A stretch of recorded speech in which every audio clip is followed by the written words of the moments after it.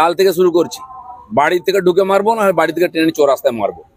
আর এটা কালকে হেডলাইন করুন। আর যে বেটা বলছে কুকথা, তাকে আমি শিখিয়ে দেবো কুকথা কোনটা সুকথা কোনটা।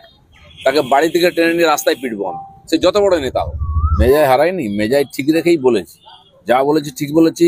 দিলীপ ঘোষের মেজাজ এরমই থাকবে, কোনো কারো বাপের খায় না পড়ে না। পার্টি কি ব্যবস্থা নেই, দিলীপ ঘোষ যথেষ্ট, পার্টি লাগে না। রাস্তা উদ্বোধনে গিয়ে মেজাজ হারালেন দিলীপ ঘোষ, কি বলবেন দিলীপ ঘোষ? মেজায় হারায়নি, মেজায় ঠিক রেখেই বলেছি, যা বলেছি ঠিক বলেছি।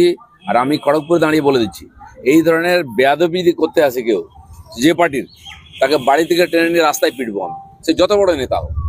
দিলীপ ঘোষ কারো বাপের খায় না, কারো জমিদারিতে পা দেয় না। সেখানে যদি রাজনীতি করতে হয় ভদ্রভাবে করো, আর নাহলে ছ্যাবলামি করলে আমরাও জানি কাকে কিভাবে সিধা করতে হয়। খড়গপুরটা কারো বাপের জমিদারি নয়। দিলীপ ঘোষ পাড়ায় পাড়ায় ঘরে প্রত্যেকটা লোকের সুবিধা জানে।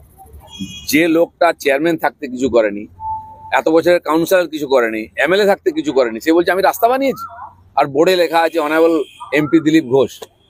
মানুষ কি ঘাসে মুখ দিয়ে চলে নাকি? বেহায়ার মতো মিছিল করছে ওখানে গিয়ে। আরে দম থাকলে ট্রেনটা করে দেখা, দিলীপ ঘোষ রাস্তা করে দিয়েছে। দাদা, এই মেজাজে কি দিলীপ ঘোষকে দেখা যাবে? দিলীপ ঘোষের মেজাজ এরমই থাকবে, কোনো কারো বাপের খায় না পড়ে না। কোন বাপের কারো এক কাপ চা চেয়ে খায় না। না নেবো না, দেবো না, কিন্তু কাউকে ছাড়বো না।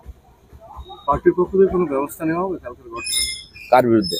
কালকে যে ঘটনা ঘটেছে। পার্টি কি ব্যবস্থা নেই, দিলীপ ঘোষ যথেষ্ট, পার্টি লাগে না। আর এখানকার কর্মীরাই যথেষ্ট। আর যদি টিএমসি মনে করে এই রাজনীতি খড়গপুরে শুরু করবে, কাল থেকে শুরু করছি, বাড়ি থেকে ঢুকে মারবো না বাড়ি থেকে ট্রেনে চৌরাস্তায় মারবো। আর এটা কালকে হেডলাইন করুন। আর যে বেটা বলছে কুকথা, তাকে আমি শিখিয়ে দেবো কুকথা কোনটা সুকথা কোনটা। বেশি ভদ্রলোকই দেখাতে জান না যেন। রাজনীতি করছি শত্রুদের বিরুদ্ধে, যারা লেজ গুটিয়ে বাড়িতে বসে থাকে বোর আঁচলের তলায়, তারা আমাকে সার্টিফিকেট দিচ্ছে। জীবনে বাড়ির বাইরে কোনো বেরোলেন, চমকে দিলে পেচ্ছাপ করে ফেলে, তারা আমাকে সার্টিফিকেট দেয়। আর দিলীপ ঘোষ এই মেজাজে রাজনীতি করবে, যতদিন করবে। রাজনীতি ছেড়ে দেবো, মেজাজ ছাড়বো না বলে দিচ্ছি। শাসক দলের দুই পক্ষে গোষ্ঠীদ্বন্দ্বে ধন্যবাদ কাউন্সিলরকে লক্ষ্য করে জুতো ধার ধাক্কা উত্তপ্ত নদিয়া যশোরপুর পুরসভার 18 নম্বর ওয়ার্ডে। মুসল পর্ব শুরু হয়েছে টিএমসিতে, পঞ্চায়েত, মিউনিসিপ্যালিটি, সব জায়গায় পার্টির মিটিংয়ে মার পিট, চুলোচুলি, শেষ পেয়ে গোলাগুলি। এই রাজনীতির সংস্কৃতি দিয়ে বাংলার কি হবে? পানিহাটি পুরসভা পরবর্তী পুরপ্রধান সোমনাথ দেব বৈঠকে পুরপ্রধান মলয় রায় বৈঠকে পরবর্তী পুরপ্রধান নাম ছিলেন। সব টিএমসির মধ্যে কি হচ্ছে এটা আলোচনার বিষয় নাই। এসব নাটক রোজ চলবে, এটা নিয়ে আমাদের কোনো চিন্তা নাই।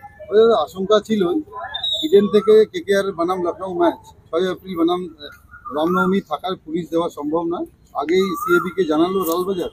প্রথম কথা, পশ্চিমবঙ্গ সরকারের পুলিশ নাই এখানে আইন শৃঙ্খলা রক্ষা করার মতো, কারণ রিক্রুটমেন্ট হয় না।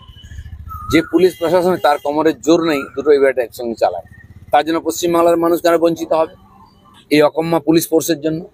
মমতা ব্যানার্জির না অ্যাডমিনিস্ট্রেশন জানেন, প্রশাসন চালাতে খালি নাটক করতে জানেন, রাজনীতি করতে জানেন।